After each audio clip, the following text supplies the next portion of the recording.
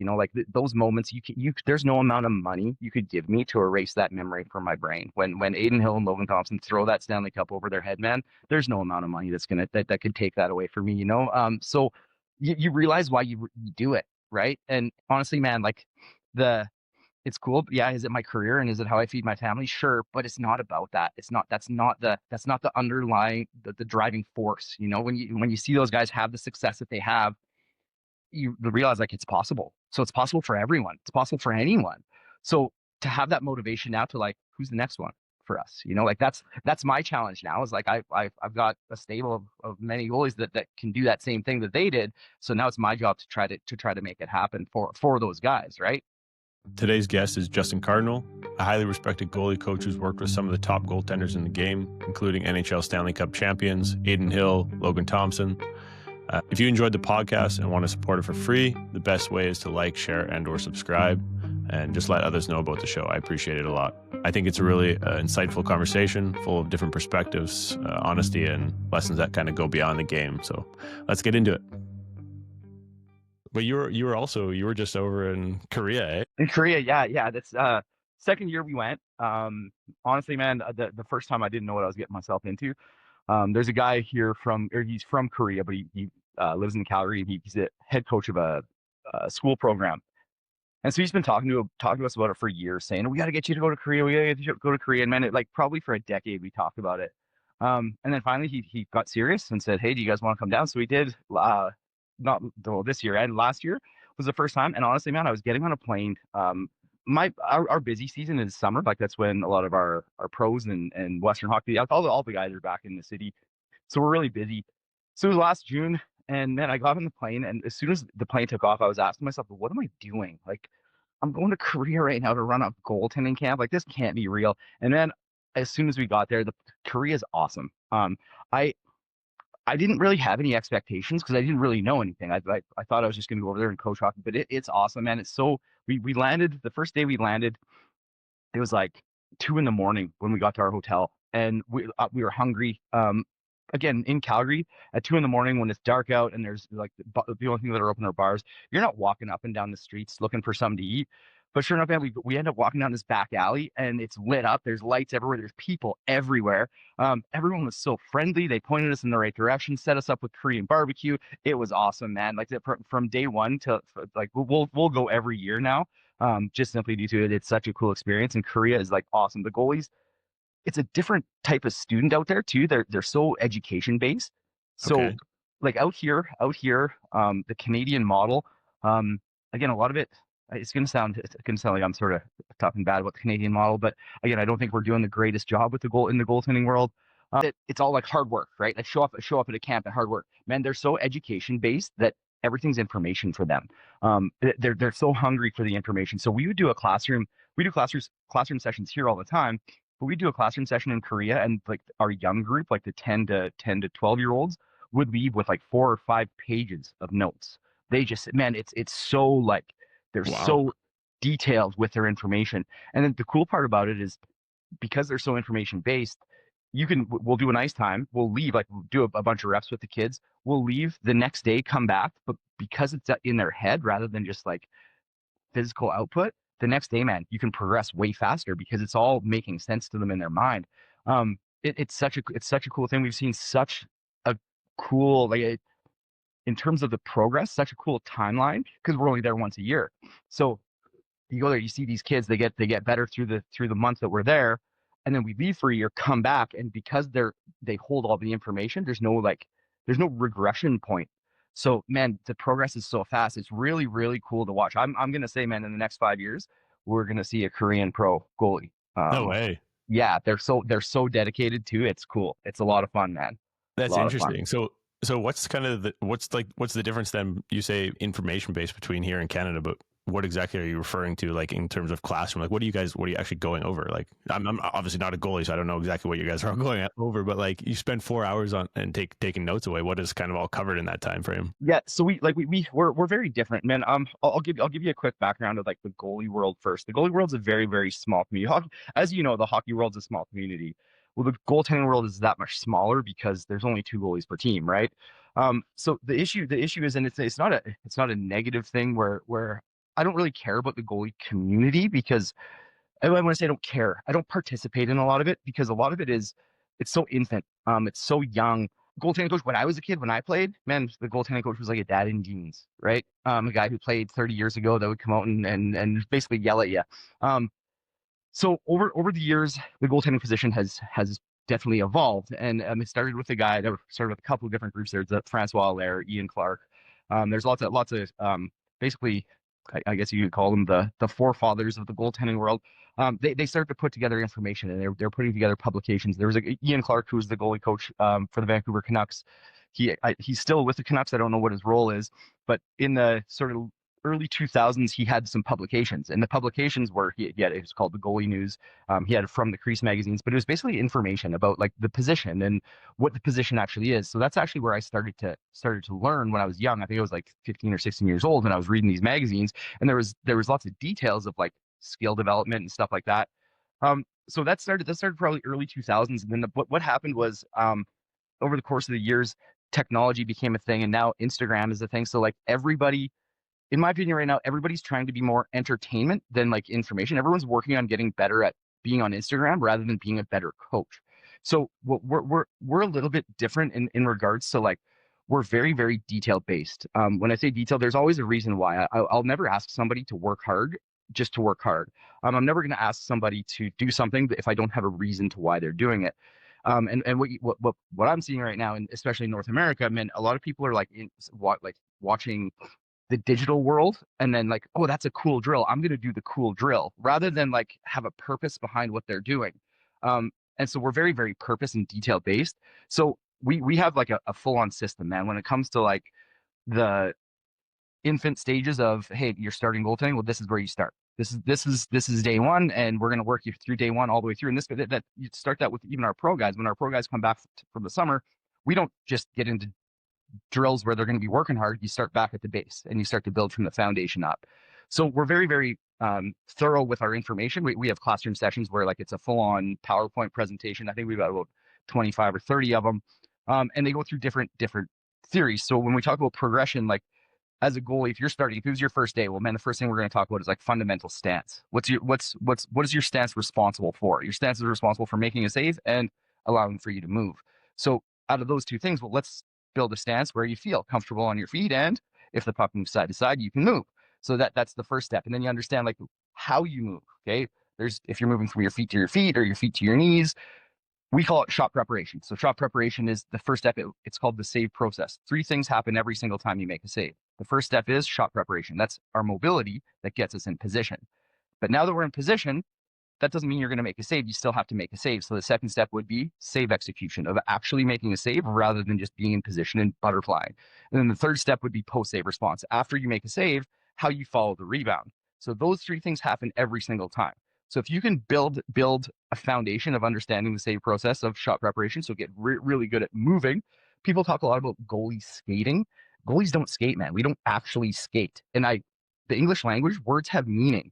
So when we talk about goalie skating, that to me, that's like when you're going to stop a rim behind the net or a delayed penalty, you're skating to the bench. We spend more time moving rather than skating. Rarely do you see a goalie take a stride, right?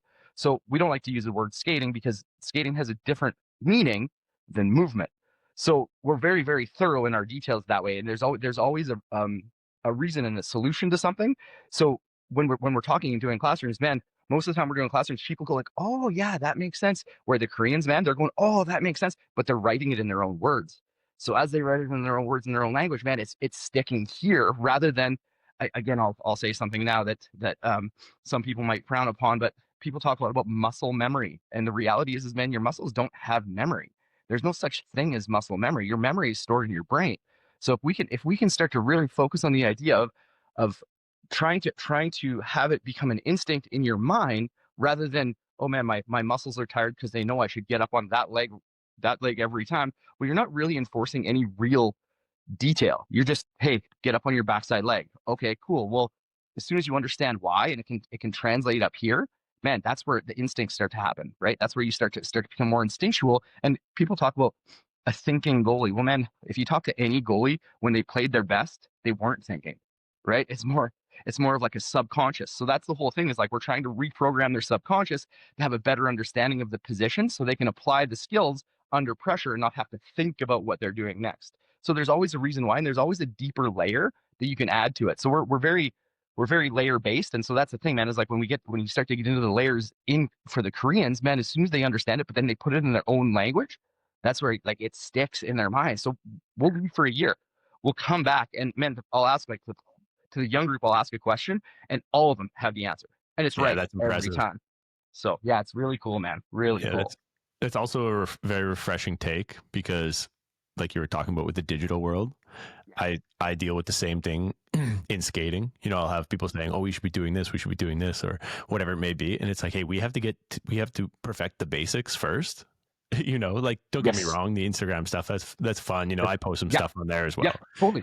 It's all fun. It's part of the world nowadays. Kids love it, whatever it may be. But at the end of the day, if you don't have those core principles, like you can't expect to be doing those crazy things all the skaters are doing on Instagram. That's just for fun. That's just for, Yep. you know, Totally. whatever it may be. But you have to focus on what is going to make you successful first.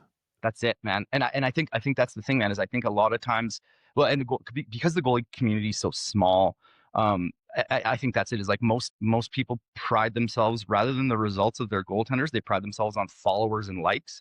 And the problem is like as soon as you do that, you're no longer giving information. You're the entertainment. And I think there's a line between entertainment and information.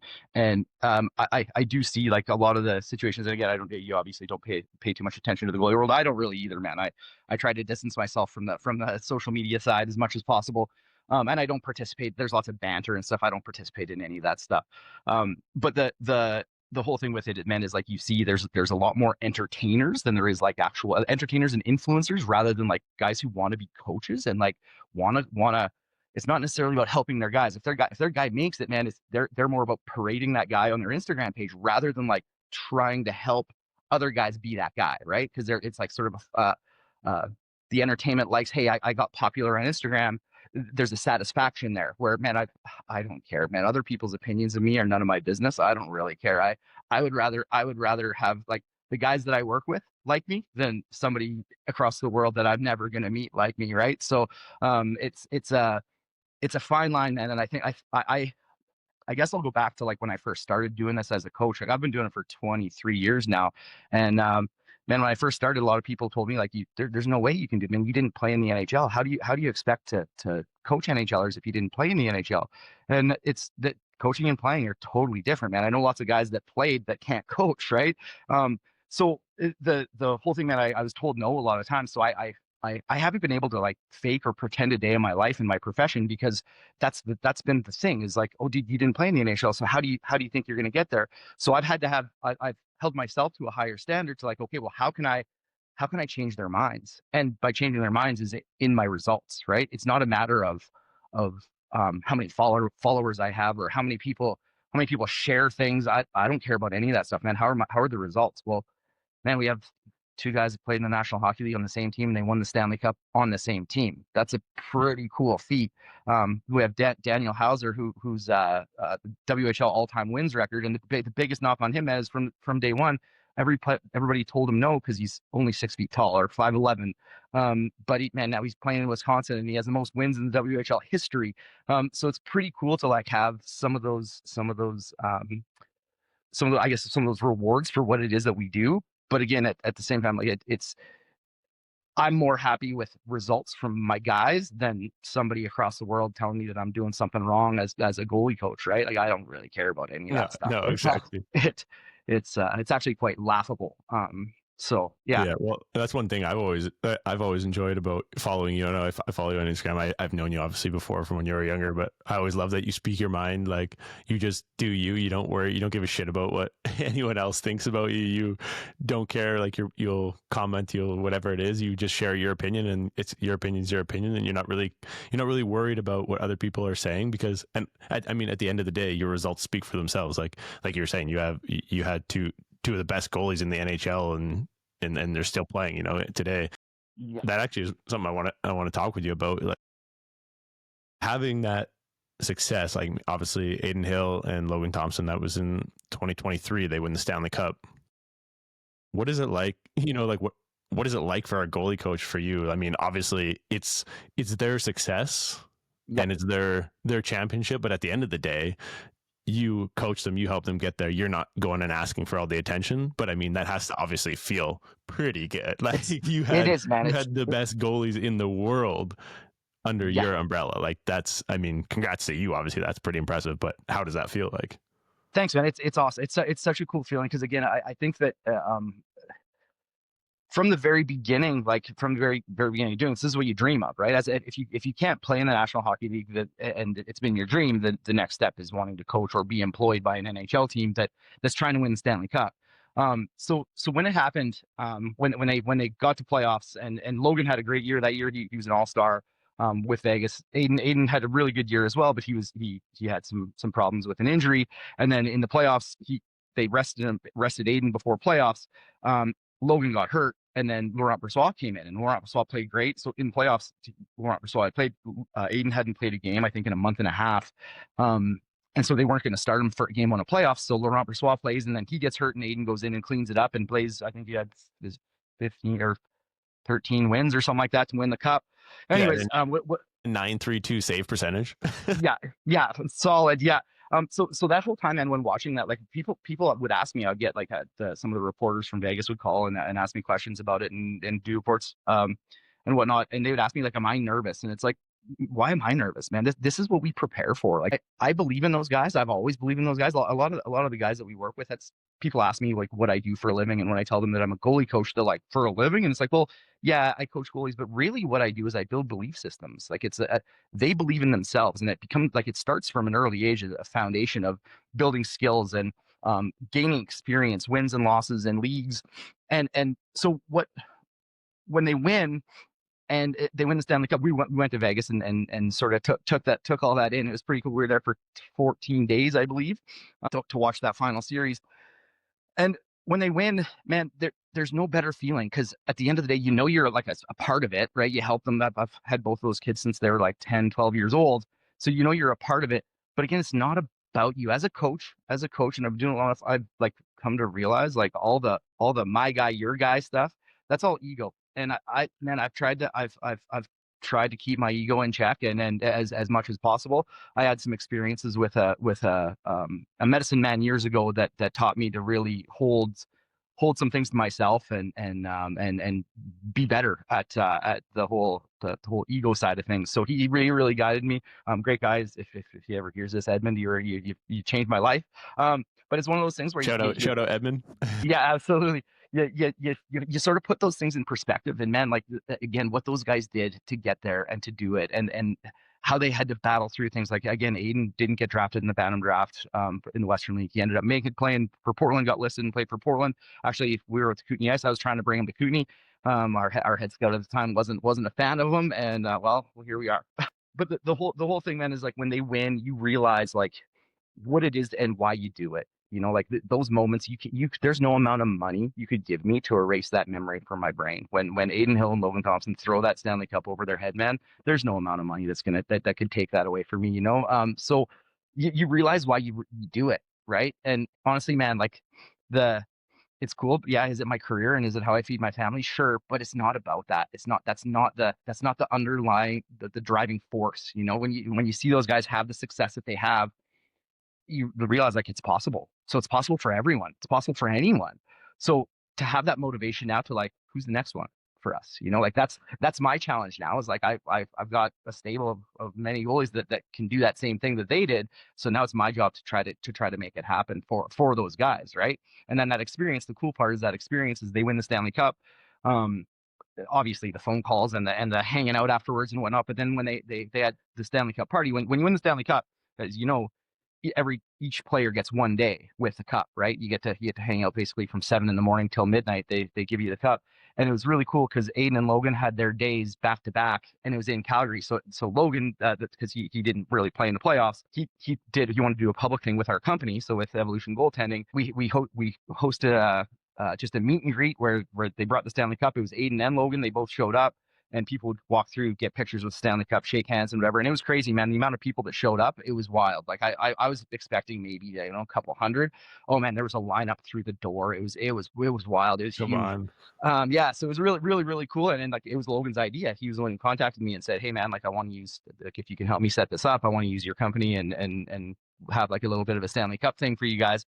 So that was super cool. And then the next day, and so then that night we went out and they partied, him and his buddies partied and stuff. We went to the after party and stuff like that. And then the next day, it was Adin's day, and I was invited by his family to go to his house, and they rented a party bus. So we cruised the party bus, went to different locations all over the place in Calgary to places that like sort of helped Adin through his career, done right sports, stuff like that. And then afterwards they did a ball hockey tournament, and the ball hockey tournament was there's I think four teams that played. Outdoor ball hockey tournament. Whoever wins the Stanley Cup. And the party bus was a team. So we were a team. We ended up winning, and so Adin won the Stanley Cup twice because he was on that team. So the ball hockey tournament was super fun, and then we went for dinner and had a little party afterwards. So the cool part, man, is like seeing those guys' names on the Stanley Cup, but being able to like share those moments afterwards, like after the battle, after the war. I wasn't employed by the Vegas Golden Knights, so there was none of that stuff. So you don't get to be like part of that dressing room or stuff, but the aftermath and being involved in that was super cool, man. Like it was, I'm super grateful that Adin and his family, they incorporated my family. Like my son was there. My wife got to see the whole thing. My business partner was there with his wife. It was really, really cool, man. Those moments in your life, like those are ones that are etched in that they'll never go away, and nobody can take it away from you, right? Yeah, it gives me chills even thinking about it. Like just Yeah. for you, the emotion of that, like that's pretty cool. I honestly had to take a couple steps back a couple times and like put myself on the outside to like pay attention to what was happening around me, because it was a really, really cool moment, man.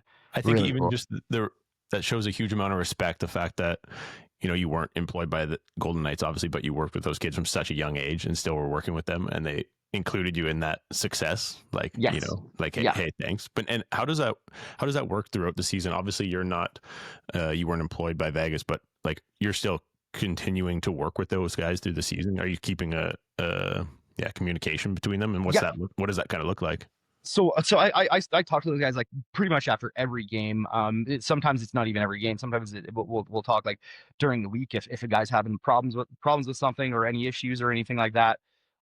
So what basically in the off season they come back home to Calgary, or they'll fly me to Vegas or now Washington with Logan, and I'll skate with those guys in their cities. Logan likes to live in the city that he's playing in because he likes to become familiar with the city, but also he likes to be around and sort of make it home, because again he likes having the fans on his side and likes being around. So he stayed in DC last year. Adin with signing his contract, he building a house out here in Calgary, so he'd always come back to Calgary. But this year he had the birth of his son, and so they bought a house in Vegas, and so he has a house here and a house in Vegas. So this year we didn't get too much, but they come back every summer and they train. And then during the season, it's text message, phone calls, whatever it may be. That like if I see something, I watch every game. So if I see something, I'll give them some feedback. So for instance, during the Stanley Cup Finals, when they won the Stanley Cup, when Adin went in, they were playing Edmonton, and Edmonton's power play was pretty standard. McDavid was on the wall. They moved Draisaitl to the goal line, and Draisaitl scored a bunch of goals, like the one timer basically from the goal line short side. And Laurent Brossoit, in those situations, traffic was present, so he'd get pretty tight to traffic. So the distance of the pass that was going across, he was having a tough time getting all the way across crease to stop Draisaitl. Adin plays that much different. Adin plays that play, he's a little more shallow in his crease, so that pass that goes across, Adin was in position a lot more often. So they had to change their power play. And when they changed their power play, they moved McDavid down low, and they put Draisaitl in the middle. And so I saw it. There's the first power play they did. I saw that they did that. So I texted Adin. It was in the middle of the game. I texted Adin about the power play setup and just broke down what they were doing. And obviously he didn't look at his phone during the game, but at the end of the game, after the game ended, I was expecting a text message back, and he called me right after the game and said, okay, like how I would handle that is this. And man, nailed it. Like exactly how he would handle it, or exactly how I would talk to him about handling the situation. He knew right away how to handle it. And so just like things like that are to have somebody who's known them for a long time in their corner and being able to like give some key points and him make the adjustment right away. to me, again, it shows me that he's prepared for this, right? Like this is not an accident that he's where he is right now. He's very, very prepared for it. So it's super cool to be able to do things like that. And then this year I got invited out to the Washington Capitals training camp. It was awesome. What a great experience. I learned a ton. Got to meet their goaltending department and chat with those guys. And I've actually been in contact with Scott Murray. He's their goaltending coach in Washington, and we've been talking a whole bunch through text message and stuff and video and stuff like that to try to help LT keeping them going. So it's really, really cool, man, to be able to like still be sort of leaned on by those guys as well. When Yeah, they're in no need, kidding. I'm definitely there, and I would always be there, man. I always tell them, like, I don't care if it's 4:30 in the morning. If you need something, like, give me a call. I will always answer. Um, so yeah, it's really cool to still sort of be involved. My goal ultimately is to try to get to the National Hockey League and have that be the job. So still working on that. It's hard. It's hard to get in. There's obviously, only well, I guess if you go through 32 teams and one goalie coach per team, there's only 32 jobs. Well, Um, I mean, yeah, exactly. That's like goalie coaches or goalies in general. I think it's probably one of the the toughest jobs. Everybody's kind of relying on you. You're the last resort for goals, and there's yeah, so few jobs, and you're such a spotlight on guys. that's it, man. It's interesting. I have a question about that because I was thinking back. I used to go to Kelowna sometimes and help out with a goalie camp there, and I would shoot a couple of years. I would go there. It was great. It was awesome camp. I really enjoyed it, and just loved being able to shoot on them and just kind of learn some tips and stuff from them. Even kind of helps me learn on how to score a bit. Yeah, yeah, absolutely. But I just love to see like how those guys work at the camps and stuff. But just the overall, I don't know, just the detail that they have in their games. But what really impressed me was to see, I don't know if you remember back in Kootenay, but we had Dr. Van Redekop. He was a yoga instructor that came in and he started working with it. And this is 15, 16, 17 years ago, like when yoga was definitely not cool in hockey. Like if Yes. you were doing Yeah. yoga and breath work, people were like, what's wrong with this guy? And Yeah. he came in, started introducing breath work and meditation and yoga and stuff like that. And I don't know, something just really clicked with me. I just loved it. He was a quirky guy. I love him though. He's an awesome guy. But then when I was at that goalie camp, I seen they had a breathwork coach there, and these NHL goalies were all working with this guy. They were they could book in after ice time. They could book in, and they were working with breathwork. They were working with visualization. And I thought, hey, this is cool to see. Like the game has changed. These guys are fully buying into breath work. Like I thought that was interesting to see. Are goalies that still kind of working with that stuff as well? Yeah, absolutely. So like we again, I have, in terms of my staff, I've got a guy who works for me. I'll give him a shout out here, Ben Vandervees. He's got his master's degree in sports psychology, and but he's honestly, man, he's one of those guys he's a real guy. He's not a guy that's gonna splash a bunch of stuff and try to sell. He's not a marketing guy or anything like that. He's legit when it comes to like working with your brain. And so we spend a lot of time like. He does the same thing. You can book lessons with him, book some sports psychology sessions like that. But when it comes to like our group, like our group of staff, he's not a guy that's like holding any secrets. So I learn a lot about like the mental side and what goes through. And again, going back through, I spent some time with the medicine man, and he helped me with some of the breath. I've done some breath work as well, and understanding like what it does. Man, most of the time, he actually taught me a really, really neat thing about stress, and he actually brought it up about the commercial tobacco industry and showed me. He's like, man, when you see a smoker's pit, for instance, like because back in the 80s you could smoke at your desk at work, man. And so he said, if you pay attention at a smoker's pit, he's like, you're going to see that a lot of those people, you'll be able to tell the super stressed people, and you can tell by the way they're smoking a cigarette. And the reason is tobacco back in the day. He gave me a little lesson on tobacco. Tobacco back in the day in native tribes was used more for getting rid of like bad energy or bad karma. And so what the tobacco plant is a very sticky plant. If you grow it, it's very, very sticky. And where it gets a lot of its nutrients is if flies or bugs fly and they stick to the leaf, they'll stick to the leaf and then they'll die and they'll decompose. And when they decompose, that's some of the nutrients that the plant uses to stay alive. And so when he told me that, he's like, so the whole thing with the tobacco, from tobacco as it grows, it's like that. So what the natives used to use it as is when they put it in their peace pipe, and they would hold on to a negative intention. They would inhale the smoke, and the smoke would go in, and it would stick to the bad negative energy, the bad intention, and then they would hold on to it for a little bit, and then they would exhale, and that was them getting rid of all of the negative karma and the negative emotions. And so he said nowadays, because it's so commercialized, and again, the tobacco product's not the same, it's chemical and all that stuff, whatever. But he said now, if you pay attention to like a smoker's pit, when people are outside having cigarettes, they're walking around, there's no that they're thinking about the negative stuff that's happening in their life because they're taking a break from their work. And then when they're smoking, it's like, and they're not getting rid of anything. So they're actually suppressing a lot of this stuff. And so it's eventually going to come back up. And so when he told me that, and he gave me like, man, there's lots of different plants that he taught me about and stuff. And when he told me that, I like right there, it was like, whoa, like, man, that's not just for cigarette smoke. That's also for like life. When you see someone that's stressed out, pay attention to how they're breathing. So as soon as you realize, like, man, you can control those things, and you can control those through actual real breath work. I did a whole bunch of stuff with I have a good friend who went into like a facilitator course for actual breath work, and so I spent some time with him. And man, it's super interesting. So we do all that stuff, man. Like it's all like the visualization, meditation. Yeah, again, there's something bigger. It all happens in here, but there's something bigger out there, right? And Yeah. so if we continue to look for those things that are bigger out there, again, you're probably going to take a lot more steps forward than if you just stay stuck, trapped in here, Yeah, right? I always love to see those athletes that are, just trying different things, looking at different avenues. And I think that breathwork thing is so interesting. It's actually, that's pretty interesting about the tobacco. You think about it, it's actually kind of the opposite. That's What people do nowadays with cigarettes is like the complete opposite of what it was intentionally used for. Yeah, man, that's exactly what he showed me, and it was like, holy, like, and that's society, man. Like, again, I'm not don't nobody should be smoking cigarettes. It's 2025. We all know what they do, and we all know what. But as soon as he pointed that out about like, man, that was an industry that got totally controlled by like a marketing, Yeah. and man, and now when you see like people are doing it, the chemicals in the cigarette are what's making the people feel better, or not covering up their feelings, and the way they're doing it is not actually benefiting them in any way. So as soon as you realize like the benefit, and then start to see like, okay, well, if they changed their process on how they looked at the plant, that could change their lives. Not just change the moment in time, it could change their lives. And yeah, pretty cool, man. Pretty neat. Yeah, that's Pretty so neat. interesting. You think take a goalie from back in the day in the NHL, 60 years ago, they were sitting there hacking darts between That's, periods. yeah, They're listening to our conversation today. They're like, "What are yeah, these guys on about?" yeah, exactly. What are these hippies talking about? Right? Yeah, Yeah, exactly.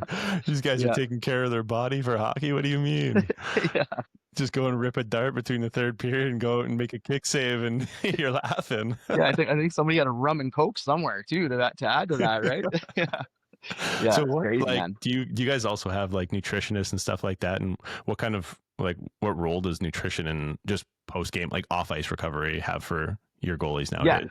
So again, with like the idea of a lot of times with the guys that are playing junior, they don't get a lot of choice of how they what food they eat, because it's like, you're on the road trips and whatever. You don't get to be all that all picky and stuff like that. But yeah, definitely we bring in for our camps. We'll bring in nutritionists. We'll bring in fitness people. That's one thing that I'll tell you, man, is that like I see myself and my staff. We want to be the best goalie coaches. We want to be the guys that are helping the goalies play the game. I'm not going to jump into somebody else's profession and try to tell them how to do something. So we like to surround ourselves with other professionals that are in those things. Can I do I have experience with that stuff? Absolutely. Can I help someone? Absolutely. But I would never try to claim that I'm a professor in any of those things. So yeah, we always have the nutrition side gets covered. We with the fitness side, the cool downs. We the one thing that again, and working with Ben, the guy with sports psychology, is you realize that everyone's different, right? And there's not one mold that fits. And I'll go back to like Logan Thompson and Adin Hill. They both played on the same team. They both won the Stanley Cup. They both played in the NHL. They took completely different routes. Adin went Western Hockey League, American Hockey League, NHL. Logan went WHL, U Sport, East Coast, American League, NHL. There's not one path. There's not only one method to get there. So when you realize that people are all individuals, and I even see that in my staff and my coaches that work for me, you realize that there's you really have to have a little bit more of an open book, and help provide for the individual rather than like a blanket formation. Um, the the mental side of things for a guy like Adin Hill versus the mental side of things for Logan Thompson. Adin he doesn't like pregame naps. He doesn't like he won't nap in the day. Where LT will he'll nap. LT has like a full on routine that he goes through all the time. Adin does too, but Aiden's is a little bit on the more mellow side, where Logan's is very strict. Like he does things a certain way, and it has to be a certain way. So you realize like that guys are different, and when you see that, I'm not there to try to impose my will. I'm there to try to get the most out of them or have them be the best versions of themselves. So there's been lots of like you still have to go through some trial and error here and there, right? And when you go through trial and error, obviously at the NHL, when you fail at something at the NHL, everybody knows about it because it gets written about, and it's pretty tough to go through. So when you start to deal with like the individual, and I think that this is another reason why when I talk about the social media thing is like a lot of times the guys are trying to coach someone that they know nothing about. The cool part that I like to do, man, I don't want to work with every goalie. I just want to work with the ones that want to work with me. I don't really care about what other people are doing elsewhere. The guys that are with me, I'm going to be 100% in, and I'm going to give them 100% of my time. And so you start to build a relationship with those guys, and you start to really understand what it is that makes them tick or makes them do things. I handle Adin completely different than I handle Logan. It's not different in regards to like the the method is still the same. It's just a matter of how I describe things. I'll give an example for like the on ice. For on ice with Adin, I can talk about a skill and we can drill a skill. He wouldn't understand. He doesn't need to understand where that skill translates. We're going to try to perfect that skill. Then I can implement where that skill translates into games. Logan's not like that. If it's Logan and we're just working on a skill, he's going to do a couple reps and go like, okay, well, what am I doing? Why am I doing this? So with Logan, I talk about the situation and then the skills that are needed in that situation. Clicks for him, Matt. Completely clicks for him. He sees the picture before he implements the skill. Where Aiden's the other way. There's no right or wrong. It's just a matter of if you didn't know that between the two guys and you had your only method, well, man, you're probably not going to get as much out of one of the guys, right? So you really need to understand that like everybody's different mentally, physically. So to be able to if you didn't know somebody deeply enough, I don't think that you can talk about a technique or say, hey, your depth needs to be here. But if it doesn't actually resonate with them, it doesn't matter. So Yeah, exactly. Well, and like I completely agree with that, and I've said that many times because I don't know if you know, but I coach over here in the Netherlands with some young players. But for me, don't get me wrong, camps and stuff. I've said this before to some parents, like, don't get me wrong, camps and stuff are great. Go to camps, learn some new different techniques. But where I also from a player's perspective, where I seen the most growth as a young player when I was growing up was working with the same instructor for years. yeah, Because he knew what I needed to improve on. And then the next season after the season I come back and he already knows what we worked on last year and what we need to continue working on. And same for here when I'm working with kids, it's like, hey, you can spend a ton of money and go to a weekend camp where this person has no idea who you are, doesn't know exactly what you need to work on. Or we can work, once a week for the whole season or whatever it may be. And I can learn your kid. I can know what he needs. I can know what makes yes, him tick. I know, and I think there's where you see the best bang for your buck, in my opinion. So it's kind definitely. of also refreshing to hear that from your perspective as well. Yeah, man. Actually, to be honest with you, we obviously do summer camps, and again, I might get hated for saying this by the goalie community, but again, it's indifferent to me. But man, we do way less camps. We used to do like 2 months of summer camps. Yeah, did it make a lot of money? Sure, but at the same time, not getting the same results out of the kids. And so that's what we decided as a company is we decided is not that again we don't need to work with every goalie. Let's just take care of the ones that we want to or that want to come train with us.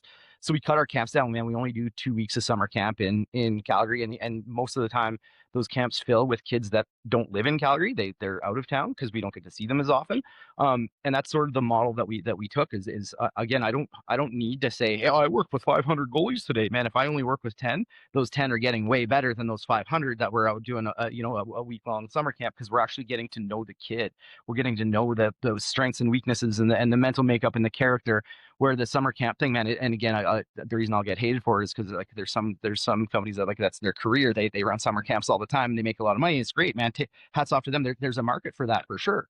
But we're just different, man. I like I don't need to have so many kids at my camp that I don't know their names. I want to know their names, man. I want to know I want to know their background. I want to know where they're from. I want to know where they came from.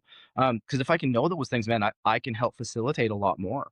Yeah, Um, well, I like circling back to even what you were speaking about before, like just the raw emotion of what like things that you can't even get paid for. Like could only imagine the emotion of you having guys winning a Stanley Cup, because like I think even just for myself, when a 10-year-old kid comes up to me and says, coach, like you should have seen it yesterday, I hit the crossbar with the puck, like that yeah, just fills me with joy. I'm just like, oh, that's amazing, man. yes, You raised the puck. Like, yeah. congratulations, like, so if a kid came up to me and said, coach, I won the Stanley Cup, like that would just be next level.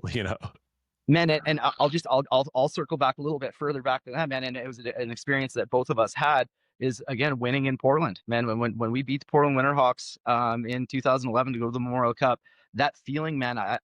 During that game, I was sitting in the crowd because it was in Portland, and I was sitting in the crowd, and a couple rows above me was Garnett, the head scout, and there was like 6 minutes left in the game. I think we were up 4-1 or something like that. 3-1, and Garnett came over and tapped me on the shoulder and said, "Hey, we're going to go downstairs." And so Jeff Schnauth was there too. We get in the elevator and go downstairs. And when we go downstairs, man, there's already the shirts, like that. I don't know if you saw the WHL champion shirts. They're already pulling those out of boxes. And so, man, the hairs on the back of my neck stood up and like, whoa, like this is really crazy. And then when the final buzzer went, man, we got sort of pushed onto the bench, and you guys all jumped over the boards to head over to Louis as you guys won. And man, the first handshake I get is from Chris Knobloch, and the look on his face, man, was like it was his first year as a head coach in the WHL, and the look on his face, man, I still have it etched in my head. It was like overwhelming with emotion, and then Todd Johnson, I get a big hug from Todd Johnson, and then all of a sudden we're on the ice, and it's surreal, man. Nathan Lewin comes over, and man, you come over, Cody Eakin, I'm seeing all these guys, and we won. And man, I still to this day, like I go back to that moment. I had to take a step back and look around the rink, and like I'm really here. Like this is really happening. It's really, really cool to see from the start of that season to the end of the year how it ended, and like the group that came together. But then the success was what, like, it was almost like storybook written, right? Because nobody picked us to win a series, not one series, man. The first series I against didn't win a Mississauga, game hardly, I don't think. yeah, and we only lost 3 games. And so to go through that whole story, man, to relive that and go through it, man, that experience alone, like it not only for the players, but even for us as staff, as coaches, man, it motivated me. Like it motivated me to want more. It motivated, obviously, Chris Knobloch now with the Edmonton Oilers. It motivated him. Like there was so much that moment alone, man. It drove me to again have these guys that are playing in the NHL now and winning Stanley Cups, right? And it's I still to that day I go back to that moment. That was one of the first moments. I tell people all the time about, like, the things in your life that um the memories that'll never go away. Like, and I say, like, the birth of my son, marrying my wife, those moments where the hairs on the neck stand up, and that, like, the feeling that you have, you can't replicate that feeling. It's not something that you can just go to and get that feeling. And man, winning that championship, watching Adin and Logan throw that Stanley Cup over their head, there's no amount of money that you could give to me to get me to erase those memories. It's just not the experience and the life experience that it gives you, and to know that you had a small part of it and you're on the top, it's a pretty cool feeling, man. Pretty cool feeling. Yeah, that's like the ultimate, I suppose, for a coach. Like you were able to reach in your profession, I guess. Like if you really think about it, break it down. Like in your profession as a goalie coach, you essentially reach the top of what you would hope for as a coach. Obviously, you have bigger ambitions to make it to the NHL yourself, but in terms of having a successful goalie, you have had a successful goalie reach the peak, which Yes. is like, that's pretty awesome. How is it like for goalie coach? Like, do you have, I don't know, a specific, like, kind of just circling back on what we were talking about before, like that preparation, that mindset and stuff like that. Is there, like, you said everyone's different, obviously same for hockey, same for, players as well. But is there like a core kind of, let's just say there's some younger goalies listening that maybe are wondering, what does Adin Hill do? What does Logan Thompson do before games? Like, are there some, like, maybe just some core things that kids you think could focus on? Like, hey, just whatever it may be. I don't Yeah. know. So the first thing, like, I'll just go back to, like, the idea of development for the on ice portion first, and then we'll talk a little bit about the game stuff. Is that there's always if whatever level you're playing at in hockey, there's always a level of skill that you have to have, right? And that's any sport, man. My brother fought mixed martial arts for 25 years, and it in that sport, the thing is, if you don't have a certain level of skill, man, it ends bad, right? You end up waking up looking at the lights and your nose is busted, or you're choked unconscious. So I got to do some training with my brother in the martial arts world, and you really realize like that the outcomes can be bad if you're not prepared. So when we talk about like the on ice stuff, we're very like skill based and articulate with the skills that are required. So when you start to acquire skill and you start to really get the feeling of getting better rather than like um just working hard and sweating, when you start to get the feeling like there was a kid that I had yesterday that we broke down some details, and instantly he said, man, that feels way better. And as soon as he says that to me right now, I know like, okay, like that feeling was efficiency, that you felt that in your brain, not just your body. So there's a certain level of skill, and when you start to talk about that level of skill, well, man, the more skill they acquire, that's really confidence, because now that belief system, they're starting to believe in what they're doing rather than just like doing it because someone told them to do it, right? So they start to identify with themselves a little more, and they start to have those moments of like, oh, that felt better. Well, as soon as that felt better, man, that's the start of confidence. You're starting to believe more in yourself because you're able to trust what you're doing. So the whole idea now is like over time, and we'll go back to like what you said about training once a week rather than just going to like a week long thing. Over time, you start to see those skills compound, and as those skills compound and they start to connect, and the dots start to connect, and the layers get harder, and there's levels of complexity that happen. When they start to understand those things again, they're building confidence because they can understand the whys. So that confidence part is like, that's the on ice confidence part. Um, you're trusting your abilities to perform those skills under pressure.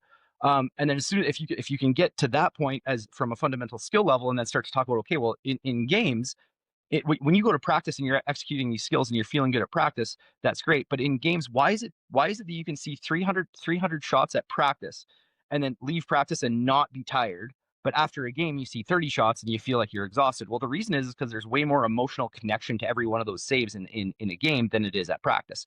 So it's not a matter of output, and it's not a matter of conserving energy. It's a matter of there's way more emotion connected to it. So now, how do we control our emotions? Well, so how you can control your emotions, there's breathing methods, there's visualization. So when you start to break down like a kid who has developed skills and is progressing and moving forward, and now we're getting into games, and that games is where they're really scouted and recruited.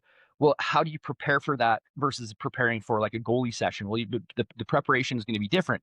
And if you can go through the idea of like why you're doing something in terms of skill, and you've acquired those skills, well, now the visualization part before games becomes a bigger method, because you can actually see yourself executing things that are actually going to happen during a game.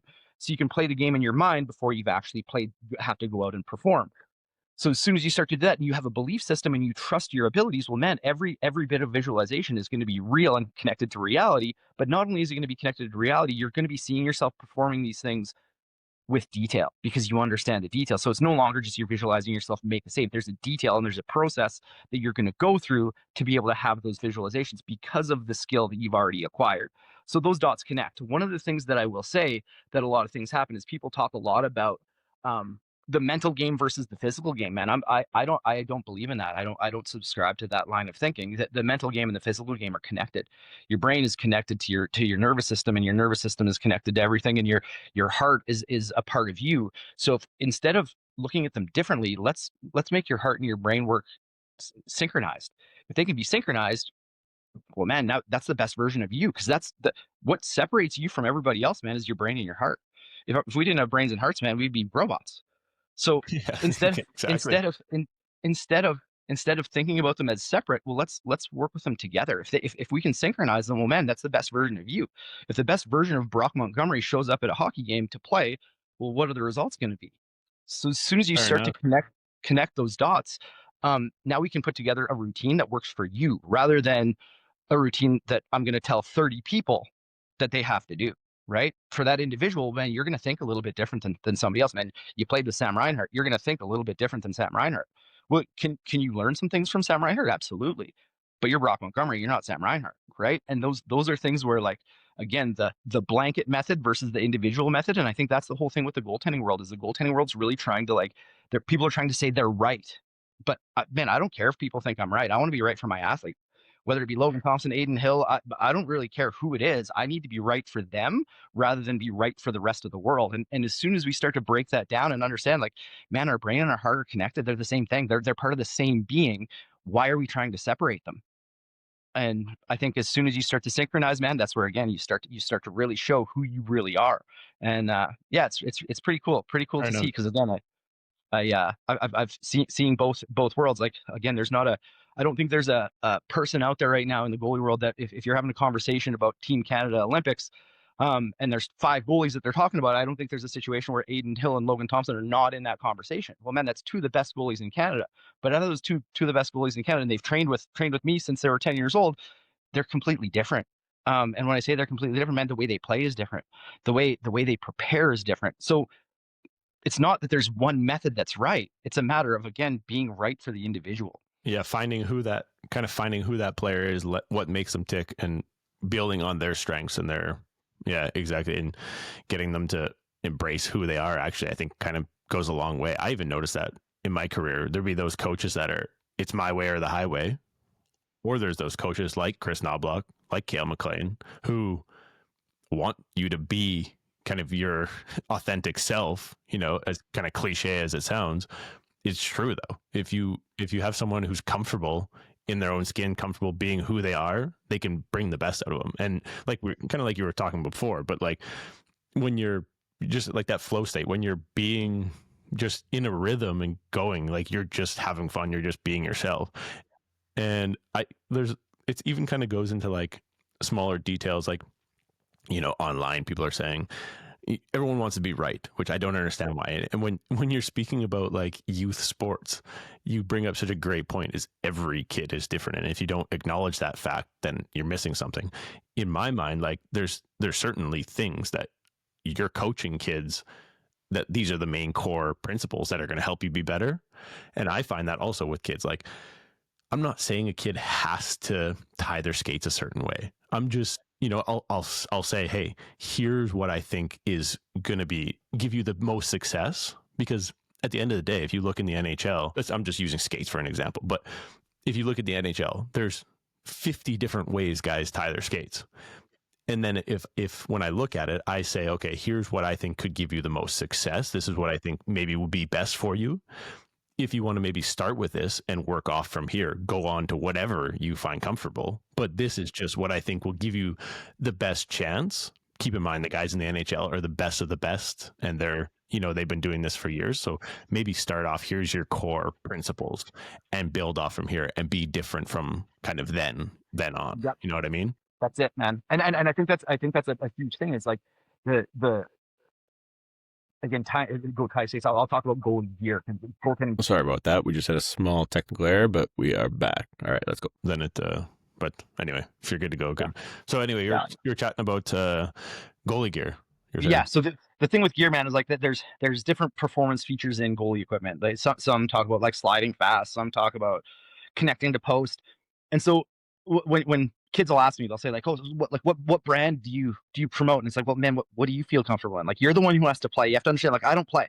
I'm the guy that's going to watch you play and be able to give you feedback and whatever, but I don't play anymore. So what is it that you feel comfortable in? And people will say, well, it's the latest thing or whatever. But when I got to go to Washington and spend time with the Capitals, and I got to hang out with Braden Holtby. And so he's there. He's still involved in the organization. Great guy. But he used to wear it's CCM, but he wore like he would have the newest model, but it was built the way that he liked it, not the newest model that CCM made. They basically made a Braden Holtby pad and then put the newest graphic on. And so I talked to him about that, and I just talked to him about like his gear, and he told me, he's like, man, like I had to feel comfortable. Like all the new stuff that came out, he's like, it would almost like be having to learn to play a different way because the gear performed differently. So when you realize, like, man, again, the best in the world have their own ways. There's not like, again, a one size fits all. And that comes physically, that comes mentally, that comes character wise. Like, again, where did some of these people grow up? Right? There's different places, man, different cultures, different understandings. I come from a small town of 400 people. Experience when I was a kid to like get any type of training. There was no gym. There's no workout facility in my town. Yeah. to have to go through some of those. Alberta. Yeah. I'm in Exxon, man, where we got a cement plant. So it's pretty interesting to see that there's still some people out there, especially in a world now where you can send a message and it gets across the world in seconds. I mean, you're in the Netherlands, I'm in Exxon right now. So in a world like that, to be able to think that there's just like a one way, or like a one size fits all, or one thing solves every problem. I think that's the wrong way to look at things. I think there's multiple ways to solve problems, but at the same time, I think that it's wrong to always be looking for problems. I Instead agree, of and especially in today's world, man. Like, it seems like everybody just wants to find the worst in situations. It's like, yeah, be different. Like, just yeah, find the positive things in life. Stop talking about what is negative in your life. And same, especially, I mean, it goes for everybody, but especially for athletes. Like, if you're always going to the gym or the rink or wherever it is, and you're constantly looking for negative things, well, you're probably going to find negative things on the ice also. Like, totally, man, totally. That's, man, an example that I have, that it's funny. When I flew to Washington for the training camp, I got on the plane in Calgary, and I got on the plane, and the first I sit down, and I'm a pretty easygoing guy. I'm pretty friendly with people. So I sit down, and the guy beside me is like, "Hey, how's it going?" I was like, "Good." He asked me where I'm from, so I just told him, like, around here. And he's like, "Oh, him and his wife went and traveled through Banff, and they did a bunch of things." I was like, "Oh, right on." And the first thing he wanted to talk about, man, was politics. And so I told him, I said, "Man, listen, I have my own opinion on those things, but I'm not like, this is not the time or the place. Like, I don't really want to talk about the negative world of politics. Realistically, man, I try to think about that and let that control my life the least amount of my time of my life, because it's just, regardless of what side of the spectrum you sit on, man, you could argue with anybody about anything, and I just have no interest in arguing. So yeah, I'd rather talk to you about, like, the cool things in your life, man. How was Banff, man? What did you think about Banff? right. And it's just, again, there's perspectives out there, right? And if you think that your perspective is the only one, or if you think that you can't listen to anybody else's perspective, well, man, you're never going to learn anything. And so I find that the from like an education side, I find, like, you can find education anywhere nowadays, right? Like, you back in the day, it was always you had to go to school. And don't get me wrong, I'm not saying don't go to school, but man, at the click of a button, you can learn about possums, right? You can learn about anything. Um, so the whole thing that I find now is, like, if you aren't willing to look at other perspectives, it's almost ignorant, right? Because you could learn anything about anybody. And what do we actually know about what's happening in the world? Well, man, we the only thing we know about what's happening in the world is what the media tells us. So if you invest in that, well, man, you could be listening to lies. So I don't believe in anything, man. When I say I don't believe in anything, I just don't subscribe to any of that stuff. If you want to call me and talk to me and argue about something, man, I'd rather be hanging out with somebody else. So Yeah, 100%. save your time. So Yeah. Yeah, completely agree. That's my opinion. That's my opinion when we talk about aliens. It's like there's, if people ask me if there's aliens, I always think, like, well, I mean, there's endless possibilities out there in the world. So for me to say no indefinitely there are no aliens, I think that's a little egotistical, because there's literally, if you think about it, endless possibilities of life form out there. So yes, like, yeah, could totally, man. could be possible. Like, but I love those people, they get so dead set on their beliefs, and like, it goes for, I mean, obviously we're kind of talking about sports, but it goes for sports too. Like, you get those people that are dead set on, no, this is the only way it can be and it has to be this way. It's like, well, there are other possibilities out there, Yes, like, that's yeah, like, so when we're talking about aliens, and then you'll ask someone, do you think there might be aliens? No, there's no way. I was like, well, there's billions of galaxies, right? yeah, yeah, yeah, man. And even the idea, like, when we flip that to sports, like, again, the goalie world's very, very, like I say, people always want to try to be right. There's a technique that goalies use. You've heard it many times, RVH. And there's a big push right now on RVH, like what should be on the post: skate on post, toe bridge on post, pad on post. There's multiple different options, and people are trying to say one is right. I'll be honest with you, man. And people will say, well, you want this, you want skate on post for this, or you want toe bridge because of this. And then, so the argument is, well, what if this happens? And, man, I'm not a what if guy. I'm a what is guy. There's no what if, man. We could what if everything. what if, man, what if the sun doesn't come up tomorrow? What if, man, there's so many different scenarios. What if, but what is real, right? So like when we talk about what is, there is no other options because this is a reality. And so when people talk about like what's right and what's wrong or what's right because of this, but what if this happens, man, you're just telling yourself a story. Again, if you subscribe to that story, you're living in something that's not real. You're actually creating more anxiety because the anxiety is you're here right now thinking about something that might not even happen in the future. So that anxiousness is starting to actually be negative on your mind rather than living in the moment, right?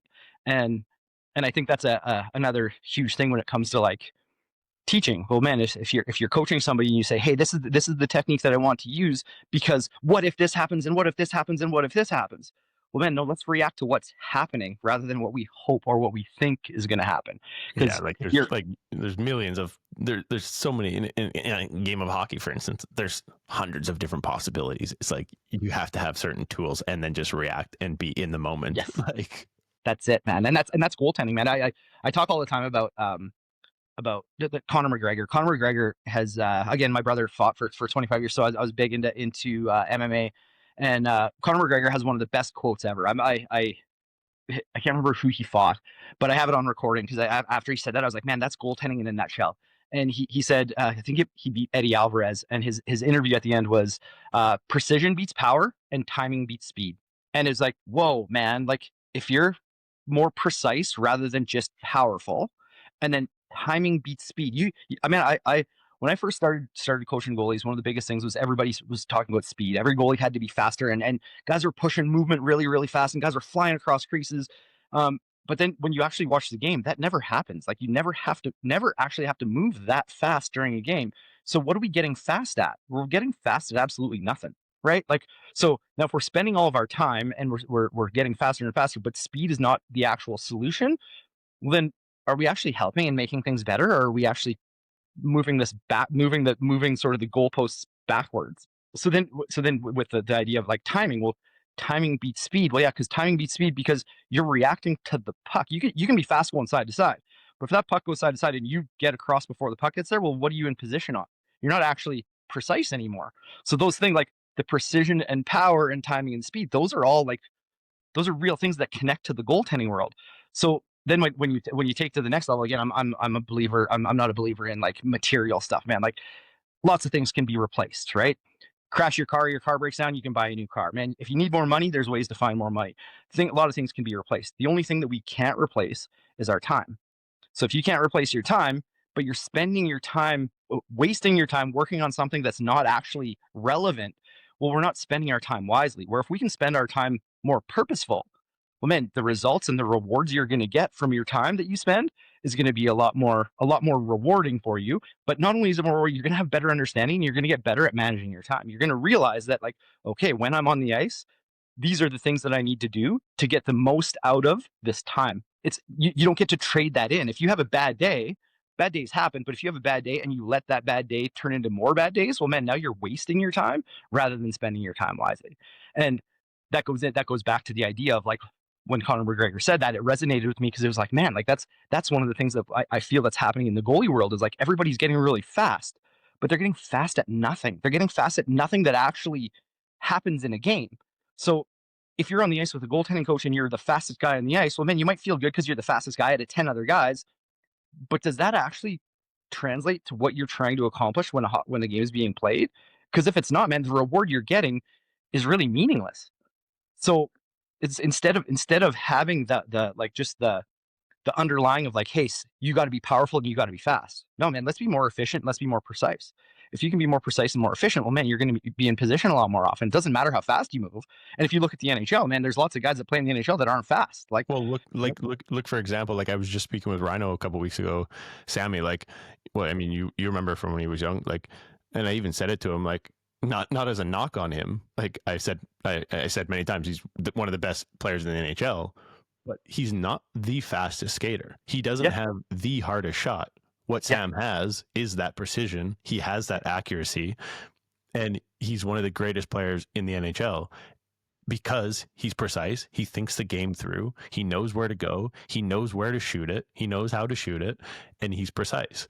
And that's exactly kind of the same thing what you're talking about, being quick as a goalie, being quick as skaters, for sure. Like if you want to be a quick skater, like hockey's all about quickness, especially nowadays. The game's so fast. You have to be an elite skater. Yeah. But same thing I teach my kids. You can't just be good. You can't just be a good skater and stick handler. You have to learn the game. You have to be precise. You have to know, why are we skating fast? Why are we skating to that area now? We're skating to this area quickly, and then this area you actually want to skate. In this situation of the game, you want to actually skate slow. You want to skate slow during this time and then relax. I say it so many times when I'm skating or coaching with the kids, like, you don't always have to work so hard, guys. Like, relax a little bit, think what you're doing, think about where you're going, then explode to that spot. Make your movements useful out here and save your energy. Use your energy wisely. From a player's perspective, man, because again, I obviously see it. I watch a lot of hockey from a player perspective. Again, man, you see guys that are like really fast on their feet, but their feet is faster than the decision that they can make in their brain. And as soon as that happens, man, well, now you're no longer playing the game, right? You're doing the skills, and that's I actually find with like the goaltending stuff that we do. What I'm trying to do, man, a lot of times people talk about playing the position. I don't care about playing the position. I want you to play the game.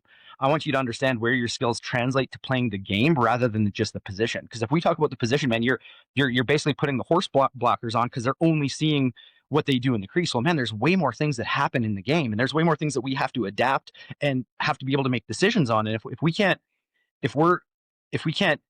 put ourselves in spots to make proper decisions, well, man, the game gets away from us. We might look really good, might look the part, but man, when you're pulling 10 pucks out of your net because you can't actually make saves because you can't make a decision, you might look the part, and the other team might leave saying like, oh, he might have had a bad day. He looked really good, but if you can't perform those skills and if you can't understand why and how, well, man, you're not playing the game. You're playing the position. And I'm a big I'm a big believer in like game results. Why do people talk about Dominic Hasek? I don't know. I might be dating myself a little bit. Dominic Hasek was known as he was one of the best goalies to ever play the game. And people will talk about he flopped around a lot. People talk about like how he was just like a flopper and wasn't very technical. Man, he was one of the most technical guys in his time. The thing that he understood is he understood coverage. He understood coverage of the net. So how many times he made a save where he would flop, but wouldn't even watch the puck. He'd flop backwards and lay on his back, and the puck would hit him in the side, and he'd end up covering up. Didn't even watch the puck come into him. But the reason he was able to do that is because technically he knew where he needed to fill coverage if he was out of position. And so that's part of the reason why he made all those big saves where he wasn't looking at pucks. It wasn't fluke and it wasn't luck. It was a matter he had a method to understand if he was out of position, how to regain that coverage of the net. And so lots of people, even Tim Thomas, lots of people would say Tim Thomas was so sloppy and man, Tim Thomas believed in himself and had a method that he believed in. And man, he's got a Stanley Cup and a Vezina on his mantle. So yeah, exactly. That's like you say it all. People say it all the time. Like there's practice players and there's game players, and I've seen it so many times in my career. Like I know so many guys that were practice players. Like they look unbelievable in practice, and you think like, man, this guy's going to put up 100 points this year.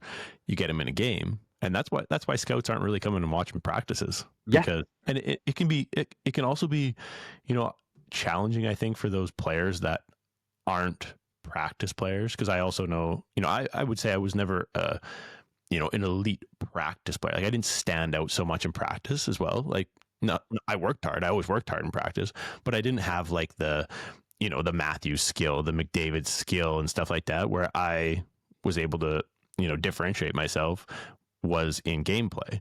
And I think that it can take, and like for any guys that maybe are in that position, it can take a few games to get noticed, but especially if you're at a new club where they're like, oh, okay, like we can see like in games, that's where you start shining. And because like there's so many guys you look like I was just saying, there's practice comes along and you're thinking, man, this guy's unbelievable. You put them in a game though, but they're nowhere to be found. And it's like, yeah, that's why you're not going to make it. Like, yeah. And I think that's it, man. I think the other thing is like the idea of like adding value, right? Like, so when I say adding value to a team, like you said, man, you didn't have like the Austin Matthews skill, and it might take three games for them to see your value, but the value you provide is a value that somebody else can't.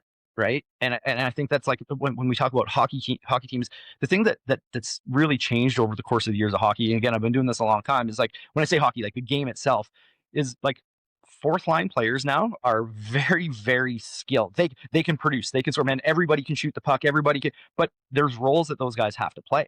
Right, there's a guy that you might have played against. Maybe he plays in Vegas, but Keegan Colasar played in Seattle, played with Matt Barzal. I coached against him. I was coaching with the Prince George Cougars. We played against him in playoffs, and man, he was a force. In that when I was with PG, he was a force. Like Barzal was the skill guy, but Colasar was a force. If they chipped the puck down low, our D-men didn't want to go get it because they knew he was going to get him. But he was also very skilled, man. He scored lots of goals. So then he gets to Vegas. He's producing. Last year he produced a whole bunch, but he has to play a role, man. He's a fourth line guy. Could he be a second line guy somewhere else? Well, maybe, but he plays a role, and the role that he plays, like that role is adding way more value than if he was to try to score 50 goals a year, right? Like those players you need those players in order to have a team. He knows his role, and he's one of the best at it. So when you start to see like those things of like, man, the value that you can provide to a team might not be the skill that you need, like going through the cones and working through that might not be what the team needs from you. So if you're adaptable and you can add value, man, that's where like, yeah, you're right. It's going to take 4 or 5 games to see that value because your name's not on the score sheet, right? Yeah, well, and I think social media also makes it can be like, I'm so happy I didn't grow up during social media, man. Yeah. Yeah.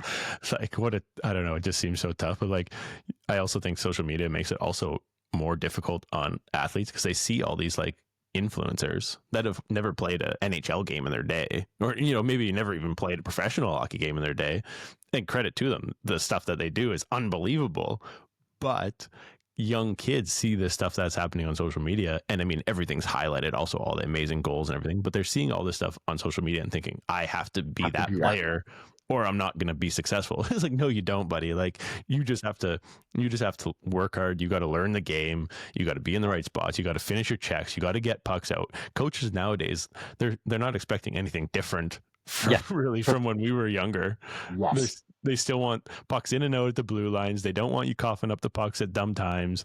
They're not really expecting anything different. They don't want you to go do a Michigan during the game, Totally. That's not a play that we're going to work on. Let's cycle the puck below the net so you can try a Michigan. Yeah, exactly. They're going to see, Justin Cardinal did a Michigan at camp this week. We'll sign him. Totally. Like, just signed a 5-year deal. For doing a Michigan. Oh, did he back check at all during camp? No. Did he get the pucks out at the blue line? Not really, but he did do a Michigan. So sign him to a 5-year. Sign him. He's get $5 million a year. Give it to him. Yeah, exactly. Yeah, man. And it's funny because how you bring up the idea of social media like that, man. It's again, I'm not a big. I'm so happy I didn't grow up with it as well. Because there's so much that happens. But one of the things that's cool is like each one of the guys. So Chad Johnson, I had Chad Johnson who played in the NHL for 10 years as well. I had him through his whole pro career, and he got traded. He signed with the Calgary Flames. So he's from Calgary and he signed with the Calgary Flames. And he had social media. And when I say social media, he was hardly on social media, but he had social media. And as soon as he got moved to Calgary, he deleted it all. And it was awesome. The conversation that I had with him was awesome about it because he's like, man, I realized like after games and after things, whether it was a good performance or a bad performance, the things that I would read is like everyone has something to say. And the problem is like valuing anybody else's opinion like that is actually like, even if he was to read something and him not believe it, it's like, there's somebody out there that thinks that like, wow, why? So we actually talked about like, man, most of those people that are writing are sitting on their couch, drinking a big gulp Slurpee, criticizing you. Think about what you've done to get here, man. Forget about all that noise. And so as soon as he deleted his social media, man, he realized like, dude, I was valuing people's opinions that I didn't even know. Like, so Logan Thompson, same. He deleted his social media. Adin Hill has social media, but he's never on it. Never on. Like people send me messages all the time saying, "Hey, I sent Adin a message like 3 months ago and he hasn't got back to me." And it's like, yeah, man, because he's not on social media. He doesn't care. So like, stop waiting for that response because it's not coming, man. Like, and it's cool because they start to realize, and you get is that the human part of this is way more valuable than the digital part. And as soon as you have that human part, man, that's where again the head and the heart. You start to realize like who you're surrounded with and why you're surrounded by them because that's what you've attracted, right? And I think the digital world is you attract everything and anything. And again, yeah, there's so much positive that can come from social media and the internet and online and everything like that. But you have to be able to differentiate yourself, like distance yourself from that. Like we were just talking about before, try and eliminate that negativity out of your life. And one of those things is definitely not reading the comments. That's it, man. That's it. Oh, we get comment, man. When we first started my company, and we had an Instagram page, it was like right when Instagram sort of hit, it was like a thing. And man, if you go through like our first posts, there's 30 comments on them saying that we're doing everything wrong. You're doing it wrong. You're doing it wrong. You're doing it wrong. And then I would like sometimes take part in it and say like, okay, well, if we're doing it wrong, explain this and whatever. And you'd get people yelling and screaming. About a year into, so dude, I don't even comment. If people comment on stuff, I don't even comment. It's not like, who am I even talking to right now? I don't care. Not my problem. So why make it my problem? And I think that's again one of the things that happens in social media is you get comments from people that really have there's really no reason why they should be commenting, but they comment and then the kid reads it and all of a sudden that's the message in their head, right? They're reading that negative comment and that's what stuck to them because it gave them that feeling, right? That there's like I got to respond, I got to say something back, and it's like, no, you don't, man. That's Harry 19 on Instagram. Who cares? Well, and like that stuff can eat at you. Like what especially young kids don't really understand is like that stuff can really eat on you, and like what you tell yourself actually will be true. You know, like if you tell yourself, I even talk about it with my students. Like if you tell yourself, or if a kid on the team tells you you're slow, like you maybe don't think at the time you're slow, but that gets in your head, and if you take that and you think about that, and then someone else maybe here tells you you're slow, you start to believe that, and you start to believe that yourself. It translates onto the ice. And so if you're reading through comments and stuff and you're reading and someone's bullying you online or whatever, it's like, I don't know, man, I feel like it can be so difficult for kids because I mean, your mind is such a powerful thing. And if you're believing that stuff, like, well, man, that's the whole thing is like that voice in your head, like, the voice in your head, that voice in your head's not actually you. If that voice in your head was you, who's listening, right? So you're the one that's listening to that voice. So if that voice is speaking, if you read a comment and that voice is speaking, really that opinion that someone put online is now the voice in your head and you're listening to it. So if we can change that and get in more control of that voice in your head and have that voice in your head say positive things rather than negative things and be able to filter through and get rid of those negative things, well, man, life gets a lot better because now the positivity and the things that you actually want rather than that voice being controlled by Harry19 at gmail.com, right? And that's the thing. As soon as they start to take over that voice in your head and that voice is now saying to you the same thing that they said, well, that message that's coming is not actually coming from you. You're the one listening to it. And the more you listen to it, the more it starts to facilitate into reality. So if we can get in control and again, get in control of the voice in your head and control it and understand that it's not you, you can control it. You're the one listening. Well, as soon as you start to go back to the positive side of things, man, well, that Harry 19 now is more, you can laugh at it rather than actually take it for what it's worth. And that's what on social media, that's what it is for me, man. I could care less about what is said about me or what anybody thinks on social media. I don't care. If you're willing to write on my post and it be negative, man, you need to find something better to do. You're wasting your time. Because I don't care. I hear not what you're saying. It's interesting kind of actually what you were saying. That's kind of like almost the core principles almost of like meditation, of like just seeing your thoughts for what they are. Because like when I was working with my meditation teacher in Bali, he was the one thing that he really taught me, which I think is so cool, is like to see your thoughts for what they are. Like when you're going into like a meditation, you're supposed to sit there and then those thoughts come into your mind. You're not supposed to try and like push them away. You're not supposed to try and ignore them. You're supposed to just kind of like see them for what they are. See them like the way he explained it was like seeing like clouds kind of just floating by. Like, okay, here's a thought, whatever it may be.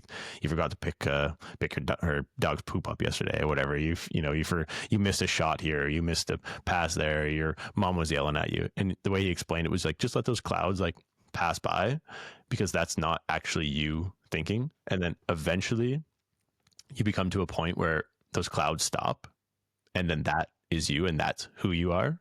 And it's like, I don't know, just the way he explained it and just being able to go to that state, I think for athletes to be able to learn that, like those techniques, I think is so valuable, especially, I mean, even just for what we're talking about with social media, but just life in general. And like, life in general, okay, sports at the end of the day, it's sport, but just life in general. And I think the sport is so great for young athletes and young kids to learn those life skills, because nowadays, whatever it may be, like my tire on my car, goes flat on the highway. I'm not sitting there on the highway and I'm just pissed off. I can just, relax, take a breath. I can think, hey, it's going to be all right. I just have a flat tire. Like, it has nothing to do with me. Like, there's no need to get mad and freak out about things. And I think, like, if athletes can learn that, your coach is yelling at you, you had a bad pass, you had a bad game.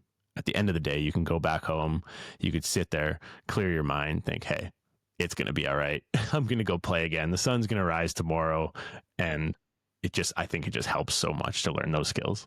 Absolutely, man. I actually do. I do a thing where like some game reviews. Like a lot of times people talk about how to review games, and one of the things actually I really am sort of pushing the idea of post game reflection. We do a thing where like pre-game routines, in-game arousal, and then post-game reflections, sort of how we break down how to give yourself sort of a grade during your game to try to build consistency. And one of the things that I've been really pushing the past couple of years is like the post-game reflection is try to, if you can give it 24 hours before you even start to look at what happened. Don't even watch video. And part of the reason is if it's a bad performance, man, you're emotionally connected to it. You're emotionally attached. So if you watch it right after, there's so much negative emotion that like you're going to chalk it up as like the experience that you just had was super negative.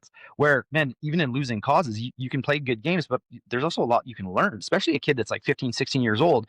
Those bad games, as much as like they're not fun to play in because you're not playing well, but there's lots of learning experiences. That experience to learn to lose and to be able to try to rebound. If you don't ever go through those processes, well, when you get to pro, it's money, and man, they're paying you money, and if you don't perform, they're sending you home, and you're no longer getting that money. So those experiences at 15 and 16 and learning to lose are super important, because that's the experience that you need to try to have to get to that next level of, man, now we're dealing with contracts and not tryouts, right? Instead of a weekend of tryouts, there's a contract, and there, as soon as you sign a contract, man, there's expectations that you have to try to fulfill. So to be able to go through the idea of reflection, man, if you're emotionally connected to a game and you had a bad game and you reflect, man, everything's gonna be negative. Every time you watch that bad goal, you're gonna go like, oh, like what?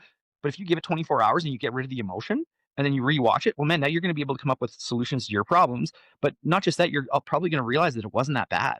I actually did a video review on Monday with a goalie that played, and I asked him before the game. I watched the video.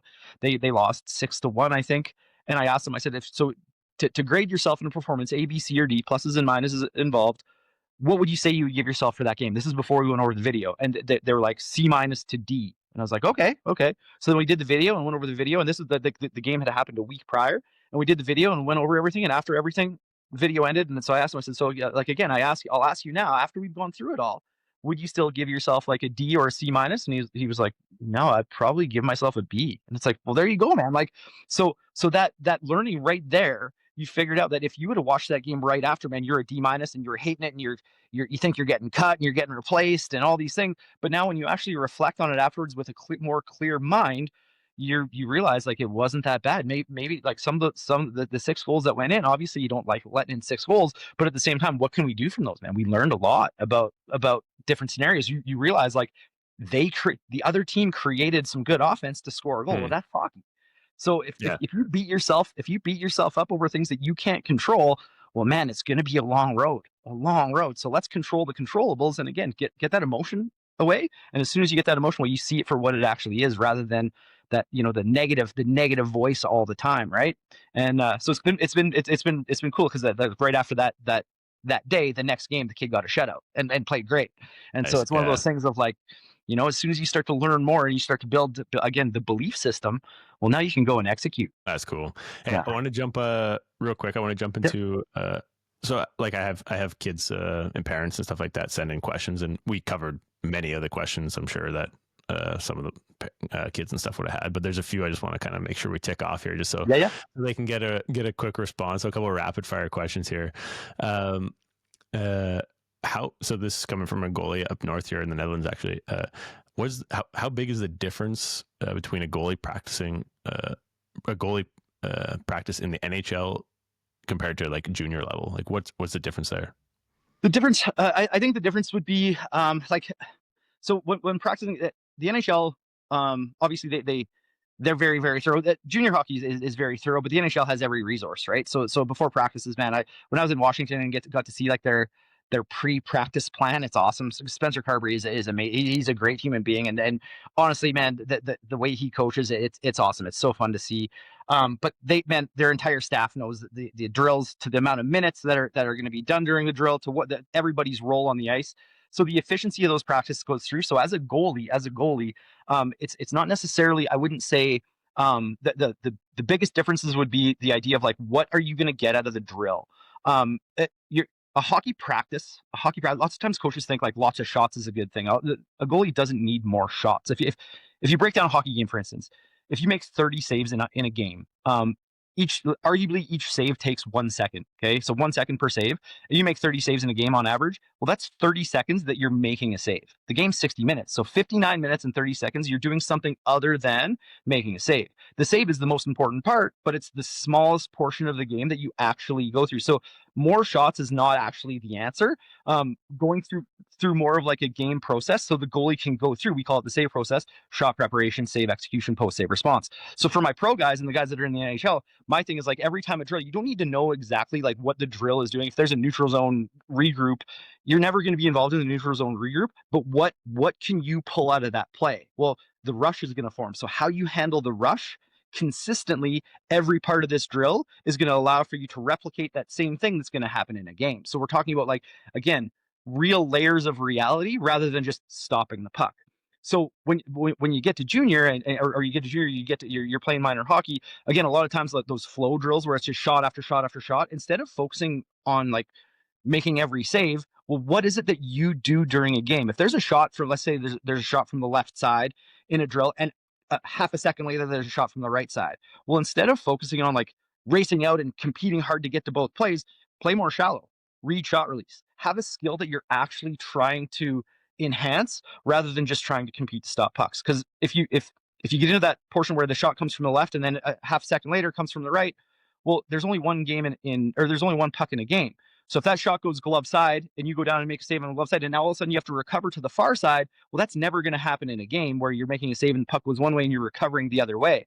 So you'd be better off to stay more conservative, focus on more of reading shot release and being more aggressive with your save to control that puck. You might get scored on a little bit more because you're playing deeper on the original shot, but the skill that you're working on is actually translatable to the game. So Right. when we talk about like goalies in practice, man, my biggest thing whenever I'm out there with guys, it's always like, okay, well, this is the drill. What are you going to work? What are you going to develop during this drill? Rather than just stopping pucks, man. The stopping pucks is like, okay, that's your job. But what can you get better at during practice rather than, hey, I'm just going to compete hard and practice nothing like the way I play. There's a kid that I actually coached last year, and I went out to one of his practices. And when I watch him play the game, he plays very shallow in his crease. Well, during practice, man, he was out at the bottom hash mark. So I had to go over and tell him, like, man, do you realize like your practice habits are nothing like what you do during a game? So let's go back to like what actually makes you good. Let's play within your strengths and let's practice within your strengths, developing those skills rather than being out at the bottom hash mark in a realistic setting, because you're replicating something that doesn't happen, right? So it's more so the idea of the purpose of each drill, and find your purpose in each drill and work it. And if Okay, again, that's interesting. Yeah. I never actually really even thought about that. But yeah, when we're doing those flow drills and we're all coming in from the exact same spot all the time, and if you're just hanging out there as a goalie, you're really doing nothing, I suppose. Nothing. Yeah. And Yeah. never really even thought about that. I'm sure there's a lot of goalies that might listen to this that'll pick that up and think, hey, I do that every practice, just stand waiting for the shot. So That's it. That's good. Good. I like that. Nice. How do elite goalies reset themselves, like Adin Hill, Logan Thompson? How are they able to reset themselves after a goal goes in? What do they tell After a themselves? goal goes in, the biggest thing is the idea of reflection. Is there's nothing you're going to do about a goal that goes in. Okay, if puck goes in, good or bad, you can't change it. You can't go to the ref and say, hey, I wasn't ready, and they'll be like, oh, okay, no goal, we're taking that one away. So there's nothing you can really do. So the whole idea is, again, we go through a breath work, a breathing function, because what happens is when stress happens, again, if you know about stress, cortisol levels spike, and you start to get a little bit I guess I don't want to say angry, but you get a little frustrated or whatever, whether it's good or bad. So we teach a breathing technique of trying to get 5 to 7 breaths to slow your heart rate. And as soon as it slows your heart rate, that's less blood flow that gets to your brain, and you get to a more of a calming sensation rather than a frantic. Lots of times people will try to tell you to review it while the game's happening. My advice is don't. There's nothing you're going to do that's going to change that. If you can eliminate the thought of the goal going in, go through the breathing technique, and what is essentially the next thing you have to do. Well, you're still in the game. I'll just say, and every goalie's experienced it. The games where, and I don't know how players do it because it's different in terms of like the position and the shifts. The goalie, you're on the ice for the 60 minutes. When you're not having a good game and you're not feeling well, and it's a second period, man, and you look back at the clock and there's 16 minutes left in the second period. It feels like an hour and a half goes by and you're still not feeling good, and you look back at the clock and it's only been 3 minutes. There's still 13 minutes left in the second period, and you're going like, get me out of here. That's the wrong approach to think about those things, because at the end of the day, why do you train? Why do you put in the time to be a goalie? Well, the fun part is that 60 minutes. So whether it's a good 60 minutes or a bad 60 minutes, that 60 minutes is still learning and it's still for us. So the whole thing that we try to do is we try to talk about like clearing our mind. So clearing the thoughts and decluttering those thoughts. And we use a breathing technique. It's sort of like box breathing, but it's a little bit longer of inhales and through your nose. So we do like a 7 seconds in, hold for 1 second, 7 seconds out from mouth, and try to get 4 to 5 of those. And again, instantly it starts to slow your heart rate down. And as soon as it starts to slow your heart rate down, subconscious mind slows. So your conscious mind slows. So you're no longer thinking about what just happened, whether it be a goal or not. And some guys have like a release where they'll drink water and spit it out, or lift a mask up or whatever, go for a skate. Those are all things that work and more of a routine. But we're more about, instead of like thinking about a superstition, we're more about like clearing your mind. If you can clear your mind and come to a more calm state, you can reflect on those things after, because nothing's going to change. So if you can give it 24 hours and then reflect on it, well, then now you're going to be able to put together a game plan or a solution.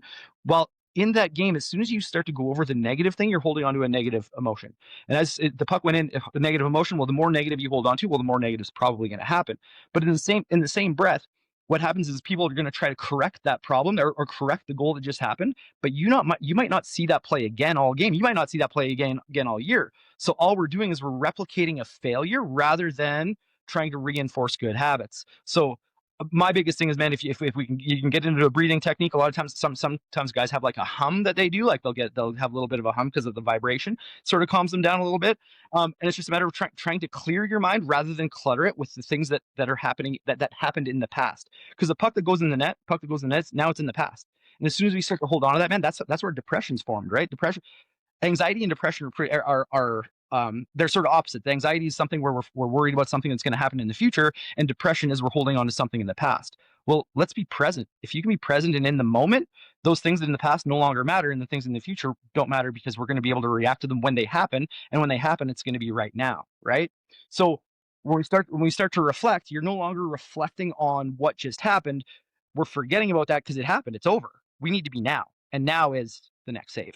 Well, I think if a lot of goalies can even just adopt that mindset, that is probably going to help them a lot. So yeah. I hope any goalies listening can adopt that. Well, I mean, it even goes for players like, I don't know what the average score in the NHL is, probably 4-3 or 5-4 or something like that. But if you're getting upset over every single goal, like if you're on the bench, even as a player, if you're getting upset every time a team scores, sure, you can be a little disappointed, whatever it may be. But if you're constantly getting every single goal, you're getting so emotional, so hyped, and then the whole bench is getting upset.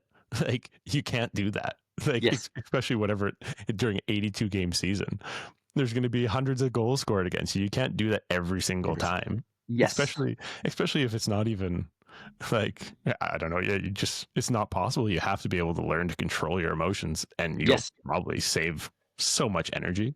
That's it, man. And I think that's one of the things is like when people like when you finish a game, a bad game, if you have a bad game, and again, you're going to have bad games. That's part of the process. That's part of the growth and the experience. If you don't ever have bad games and then you get to pro, man, the first game you have that's bad and you're at pro, man, it's going to be very, very hard to rebound from that. But the whole thing again, like the emotional connection, if you can take emotion out of it, well, now we're doing it. We're seeing it from a perspective that what we expect versus what happened change, right? And so that's why I like to really focus on, man, if you can get out of it, if you can 48 hours. And if you have a bad game and you can let it go for 48 hours, well, that emotion's further away from you now. So now you can really reflect on things. And I think that's one of the things, even like if you think about a coach's decision, when a coach makes a decision and it's the wrong decision, well, man, that sometimes those decisions are just emotional, like panic motion. Now that reflection on them is to the whole team, because they made an emotional decision and it negatively affected the team. So now the team has to try to pull themselves back out of that negative side, right? And so when you really start to think about like the emotional connection, if we can be more clear and present, well, man, that emotion is no longer going to affect the current moment, right? And if you're in that current moment, a lot of times there's going to be more success because we're no longer holding on to that negative or no longer worried about what could potentially happen. And that's the whole thing. I always talk about guys. Actually, I did a lot with the Oscar Danks this summer. He's now in Czech. He's playing for Jaromir Jagr's team actually. We talked a lot about the mental side and sort of development. He's big into some of that stuff. We talk a little bit. I could go into some other detail, but like there's a buddy of mine who did some stuff with the Monroe Institute, and the Monroe Institute is a lot of consciousness and talks a lot about like frequency, and they have a thing, they call it the Gateway, and they do some remote viewing. It's really, really interesting stuff. It's we can talk about that. Well, what is like take? Can you explain just a brief? What is it kind of touching on? So the Monroe I'm just Institute, curious. yeah, the Monroe Institute was I guess a company or some guys that talked a lot about your subconscious and how to program your subconscious, and eventually the CIA got involved in it, and that's where like a lot of the brainwashing and MK Ultra and all that stuff sort of comes into play. And they talk a lot about frequencies and stuff like that. So a friend of mine who was fairly successful, had some extra money, and he bought into this Monroe Institute thing, and they gave him, he went and did some courses, and they gave him a they call it Gateway, and he did this thing, it's called remote viewing. And what the remote viewing is they you can do it individually, and you can also do it in groups of people. And what they did is for him is one of his sessions is him and his dad went, and they had a manila envelope, and there was a picture in the manila envelope, and they set it on the table, and they said, you need to visualize what is in this envelope. And they play a frequency, and as they play a frequency, so there's a vibration frequency that's happening in the back, and there's like a ping every once in a while, ping ping, and there's a frequency. And so there's a whole bunch of people that are looking at this envelope. He did it just with him and his dad, and you have to draw what you think is in the envelope. And so with this frequency playing, my buddy drew a mouse, and so his dad drew a mouse. So he drew a mouse, and then my buddy drew a Ferris wheel. Well, man, when they pulled the envelope open, it was Disneyland. The word was Disneyland, and it was like, whoa, okay, what? And it's all about like the frequency and those things. So there's a full institute, and the CIA got into it. And man, if you're paying attention to anything, they released the JFK files. Now that there's some things coming out with JFK stuff, but they released the JFK files, and man, there's some Monroe Institute involved in the JFK files. There's a thing where they talk about like color frequency and being able to like imagine colors, like a vibrant purple, they say is a healing frequency. And if you get hurt or something, you can really like in your own mind, if you envisioned your body being covered in a very vibrant purple, they say the healing process speeds up. I had a crazy experience as a young kid. I actually, after that after the JFK files release, I actually had to call my brother, because when I was younger, where I lived, we lived in a place called Cochrane just for 2 years. It's just outside Akshog here, about 45 minutes east. We lived there for 1 year. And when I was there, my next door neighbor would drive us to school. So my mom would drive us to school Monday, Wednesday, and Friday, and my neighbor would go Tuesday, Thursday. And the winters would get pretty cold, and they used to drive this old Bronco. And so man, we'd wake up in the morning and it'd be like minus 35, snow everywhere, and their car wouldn't start. So when their car wouldn't start, the mom would say to us, we'd be sitting in the car, it'd be freezing cold. We'd be sitting in the car, and she would say to us, like, just envision the car, all of us in the car being surrounded by very bright light. And man, we would sit there with our eyes closed, and we'd envision this light. And man, every time, boom, the car would start eventually. Man, when the Monroe Institute when that came out about the JFK files and the vibrant purple, I called my brother and was like, man, do you remember in grade 1? Do you remember like when the Leyland's car wouldn't start? He's like, man, we would envision bright light, and it worked every time. And it was like, whoa, like you remember that too? So the Monroe Institute's big into like subconscious and programming subconscious and different frequencies and stuff like that. And so a buddy of mine got sort of involved in it. That's who I do. He does the breath facilitating stuff too as well. And I've had some amazing experiences with him going through it, because you realize like how much breath and oxygen is yeah, man, we don't really breathe properly because the way society has us stressed out, right? Yeah, everyone's And breathing up. Everyone's breathing up here. yeah, up in the stress area. Yeah, man. Yeah, absolutely. And that's Yeah. so those things. So I introduced some of that stuff to Oscar Danks, and he was he's really interested. I was trying to set him up with my buddy to do a breath work seminar, but he's working up north right now. It didn't work out before he got to go to Czech, but when Oscar comes back, we're going to set it up, and he's going to go through some of the remote viewing and stuff like that. But it's super cool because you get to realize, like, I mean, even at the highest levels, guys who are at the highest levels, they're still figuring it out too, right? Like Oscar loved some of the stuff that we talked about, where like the visualization and the breathing and stuff like that.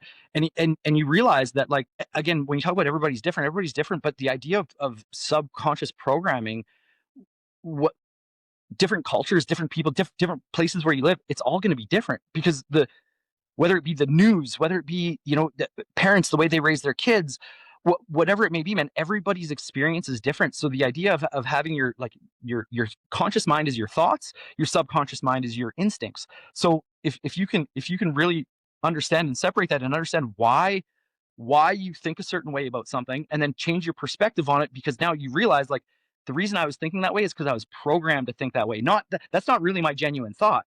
I was told that's what it was like, and then that's where it stops. So as soon as you dig a little bit deeper and start to go a little bit deeper, man, you realize, like, just because you believe something doesn't mean it's the truth. And then as soon as you start to go down that road, man, you start to find the truth, right?